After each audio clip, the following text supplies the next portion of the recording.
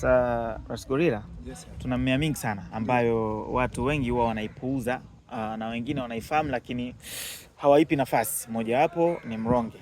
Huo umeurenki, upo kwenye kati ya top 5 mboga bora duniani. Japo watu wanasema majani yake watumisha kujia chai kwa sababu inaweza kutibu magonjwa zaidi ya 300, lakini pia ni mboga ya majani. Okay. Calcium ambayo ipo humu ni zaidi ya maziwa. Yes. Kwa hiyo ni mmea ambao nitakiwa uwe nao, uchemshe, tumie kama chai lakini pia utumie kama mboga. Inafanya vizuri. Nilikuwa nakuonyesha kitu kimoja. Huu mmea ni country borage. Ukienda kila mikoa wana majina yake.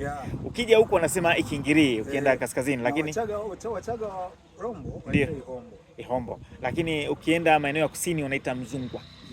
Ukienda Zanzibar wanaita mpatakuva.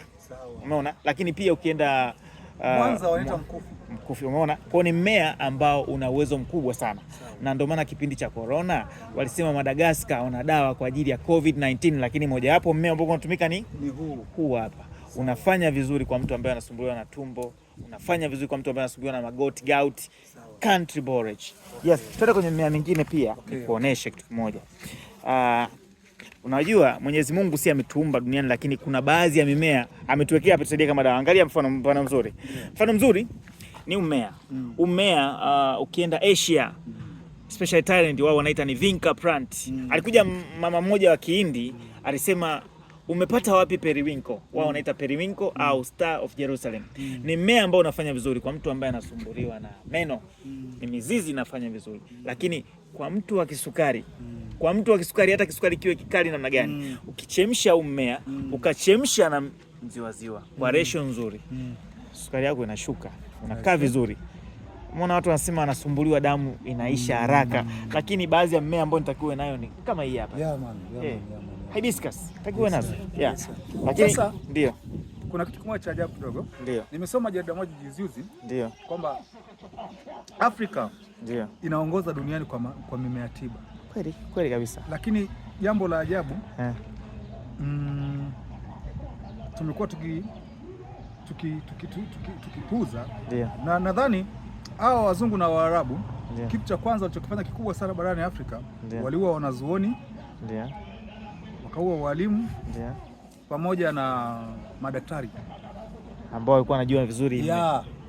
Sasa unakumbuka mnamo mwaka 1900 kwenye 28 hivi serikali ya mkoloni ilipiga marufuku tiba zote za asili kwa watu weusi. Ikawa ukionekana unachukua mmea hivi unatafuna, unashtakiwa kwa kosa linaloitwa witchcraft. Bwana, ni uchawi. Ni ushirikina. Wao ila ukinunua panado ni sahihi. Yaani hata mtu anaumwa malaria apewe panado. Mtu anaumwa tumbo apewe panado. Ila ukienda kutumia mmea kama huu hapa tayari wewe ni mshirikina. Sasa aliyetroga ana huruma. Ikaingia kwenye akili zetu. Angalia leo hii tunatibiwa dawa za kizungu na za Kiarabu. Mwarabu naye ameingia kwenye soko la madawa. Sasa ndo pana fursa na magonjwa yenyewe ya kutengeneza. Ukienda kwenye hizi nyumba za ibada za Kiarabu utakuta kule pembeni wanauza madawa. Alafu utakuta kuna herbal soda, utakuta mungu fulani. Ndio. Kama vile ya kizungu, yani mungu fulani hivi. Lakini ukitumia hizi tiba zetu hizi zinaitwa mganga wa kienyeji, yani haufai kwenye jamii. Sasa hii ni hatari. Neno kienyeji limedhalilishwa kabisa. Wakati kienyeji yai la kienyeji bado ndio bora kuliko yai. Au watu ambao wanasema vitu vya kienyeji vitakiwi. Sasa hizi nikiwa na mboga zangu nazipeleka kule, watauliza umezihudumia kiasili?